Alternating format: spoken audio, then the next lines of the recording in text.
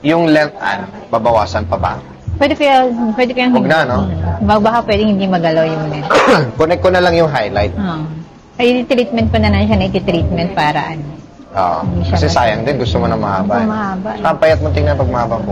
Nakakataba kasi pag maiksi.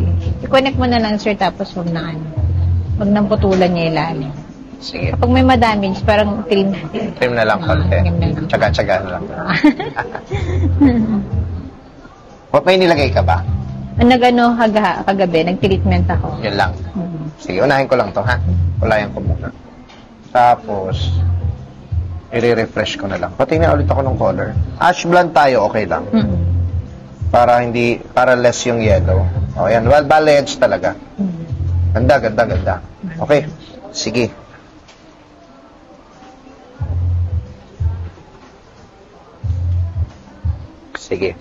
Sige na, okay na. Start na tayo.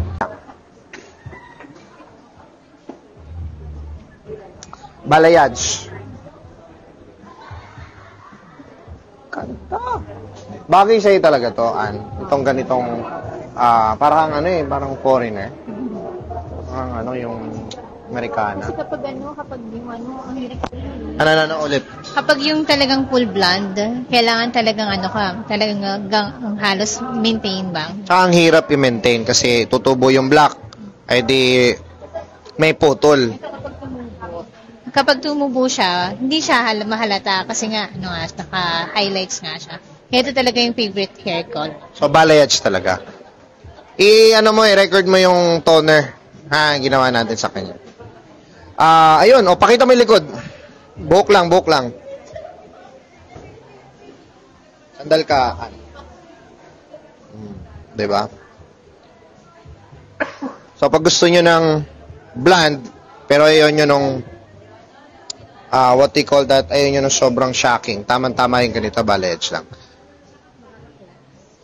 Mo siya, i-invite mo dun sa sa business mo. Sa Pretty, hello sa mga viewers, sa mga gusto magpaganda and magpa-sexy, lalo na ngayong summer, visit na kayo sa Hey Pretty Aesthetic Center. Meron tayong 33 branches. Wow. 33 na? 33 na. Last time, 25 lang yung halang punta ko dito Ngayon, 33 branches na. 33 branches na. Nag-meet kami, ilan pa lang yon? 20, konti pa lang yon. First time natin nagkita sa 10 branches pa lang ako, sir. Tapos ngayon, 33 na. And si Sir Migs lang talaga gumagawa ng hair ko. Only Miguelize pa rin ba? Trima. Only Trima touches my hair. 10 branches pa lang siya nung na-meet ko siya. Ngayon, 33. Sana all. Yan ang gagawin ni Trima.